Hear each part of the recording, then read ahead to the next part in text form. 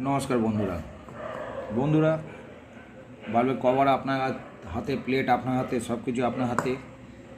আপনি বাল্বের কাজ করে নিয়েছেন, দেখছেন সার্কিট আছে, এই দেখুন একটা ড্যামেজ আছে, ঠিক আছে, রেজিস্ট্যান্স ড্যামেজ আছে, রেজিস্টার ড্যামেজ, ঠিক আছে, রেজিস্টার চেঞ্জ হয়ে যাবে। কিন্তু আপনি তো বাল্বটাকে লাগাবেন, লাগানোর পদ্ধতি বুঝুন। প্রথমে এই হোল্ডারটাকে চাপুন ভালো করে, এমনি চেপে ঢুকিয়ে দিন। তারপর কি করবেন, সরু একটা পেরেক নেবেন, এরকম একটা হাতুড়ি নেবেন, এরকম বড়। এই হাতুড়ি দিয়ে কি করবেন, দেখুন এখানে ডট ডট আছে, এখানে এই জায়গাটা বসাবেন। আস্তে আস্তে করে মাথায় প্রেসার করে 1 2 3 4 5 6 এমনি করতে করতে পুরো বাল্বটাকে পেরেক দিয়ে ঠুকতে থাকুন। এই জায়গাটা ঠুকে ঠুকে দেখবেন এটা টাইট হয়ে গেছে, টেনে দেখবেন যে ঢিলা নেই, তখন বুঝবেন এটা আপনার টাইট হয়ে গেল হোল্ডারটা, ঠিক আছে। এমনিভাবে হোল্ডার লাগায়। আমার ভিডিওতে আপনারা সব কিছুই পাবেন বন্ধুরা, একটা বাল্ব কভার থেকে শুরু করে আপনার A to Z আমার কাজ হয়। যে কোনো বাল্বের কভার ড্যামেজ, তারপর এই দেখুন বৃষ্টিতে ড্যামেজ হয়েছে, কেমন করে আমি কাজ করি এগুলো ফলো আপ রাখবেন।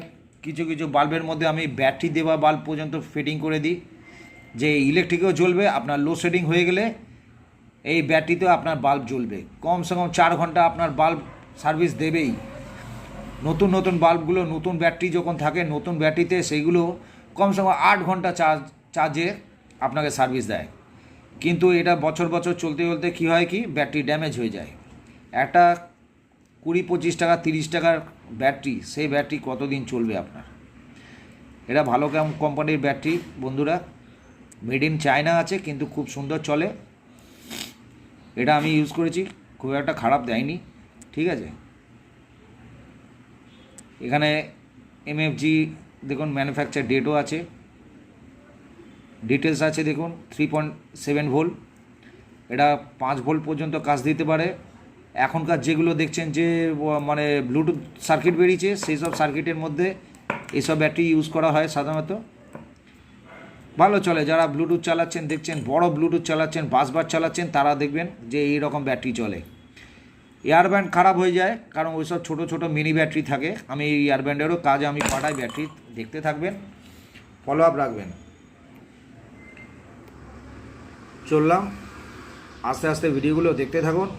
আমার নিজস্ব ওয়ার্কশপ আছে, আমি ওয়ার্কশপ থেকে ভিডিও ছেড়ে থাকি।